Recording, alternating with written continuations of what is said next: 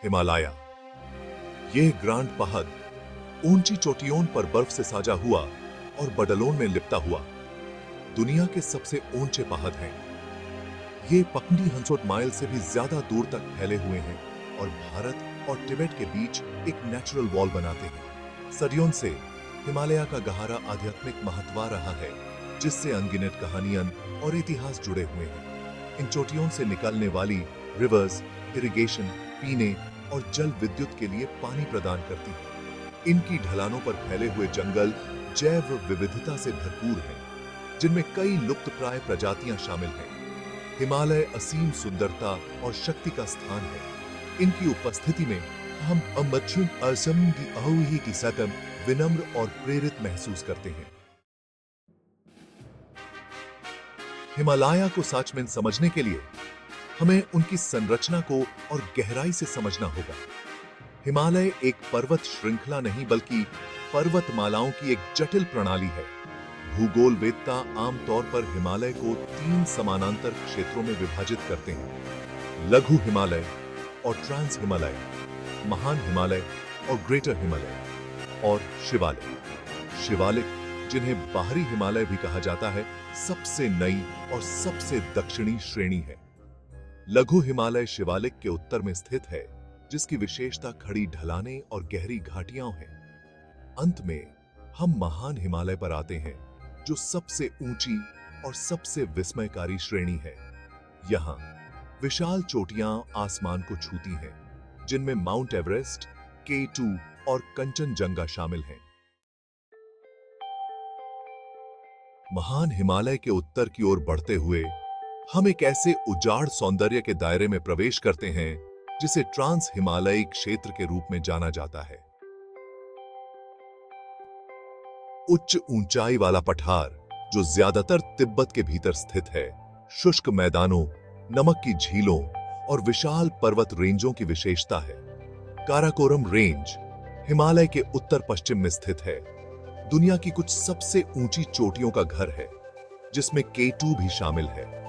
East में Zanskar range है, जो एक दूरस्थ और ऊबड़ खाबड़ रेंज है, जो लद्दाख और कश्मीर के बीच एक प्राकृतिक बाधा बनाती है। आगे ईस्ट में हम कैलाश पर्वत से मिलते हैं, जो हिंदुओं, बौद्धों और जैनियों द्वारा पूजित एक पवित्र परिदृश्य है।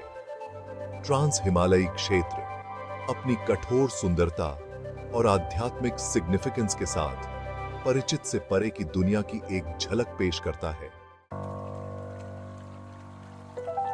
हिमालय को अक्सर एशिया के जल टावरों के रूप में जाना जाता है, और यह सही भी है। ये पहाड़ एशिया की कुछ सबसे शक्तिशाली नदियों का स्रोत हैं, जिनमें सिंधु, गंगा और ब्रह्मपुत्र शामिल हैं। ये नदियां पिघलती बर्फ और हिमनदों से पोषित अरबों लोगों के लिए पानी प्रदान करती हैं। सिंधु नदी तिब्बती पठार से निकलती है, भारत और पाकिस्तान से होकर बहती है। गंगा, जिसे हिंदुओं द्वारा पवित्र माना जाता है, भारत और बांग्लादेश से होकर बहती है। ब्रह्मपुत्र नदी तिब्बत, भारत और बांग्लादेश से होकर बहती है। गर्मियों में हिमालय की बर्फ और हिमनद धीरे धीरे पिघलते हैं। यह पिघला हुआ पानी सिंचाई और जल विद्युत उत्पादन के लिए आवश्यक है। हिमालय न केवल एक भूवैज्ञानिक चमत्कार है, बल्कि बायोडायवर्सिटी विविधता का एक आकर्षण का केंद्र भी है। इन पहाड़ों की विभिन्न ऊंचाइयां हाइड्रो इलेक्ट्रिक वायु और पारिस्थितिक तंत्र, पौधों और जानवरों के जीवन की एक अद्भुत श्रृंखला का समर्थन करते हैं। तलहटी के हरे भरे उपोष्ण कटिबंधीय जंगलों से लेकर उच्च हिमालय के अल्पाइन घास के मैदानों तक, प्रत्येक ऊंचाई वाला क्षेत्र प्रजातियों के एक अनूठे समूह का घर है। निचली ऊंचाई पर, जहां तापमान गर्म होता है और वर्षा प्रचुर मात्रा में होती है, हमें साल, सागौन और बांस के घने जंगल मिलते हैं। ये जंगल विभिन्न प्रकार के जानवरों का घर है, जिनमें बाघ, हाथी, गैंडे और बंदर शामिल हैं। जैसे जैसे हम ऊपर चढ़ते हैं, जंगल ओक, रोडोडेंड्रोन और शंकुधारी पेड़ों के समशीतोष्ण जंगलों को रास्ता देते हैं।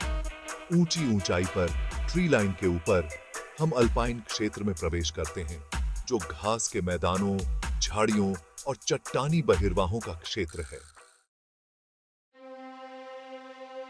हिमालय प्रकृति की शक्ति का प्रमाण है। वे विस्मय, प्रेरणा और जीवन के स्रोत हैं।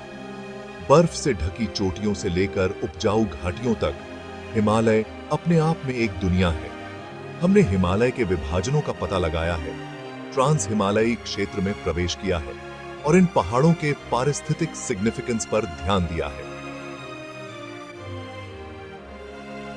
हिमालय सिर्फ पहाड़ नहीं है, वे हमारे ग्रह के इकोसिस्टम तंत्र का एक महत्वपूर्ण हिस्सा हैं। वे हाइड्रो इलेक्ट्रिक वायु को नियंत्रित करते हैं, पानी प्रदान करते हैं और बायोडायवर्सिटी विविधता के पथ को सपोर्ट करते हैं। हिमालय अपनी स्थायी महिमा के साथ हमारे प्राकृतिक दुनिया की सुंदरता और नाजुकता की निरंतर याद दिलाते हैं।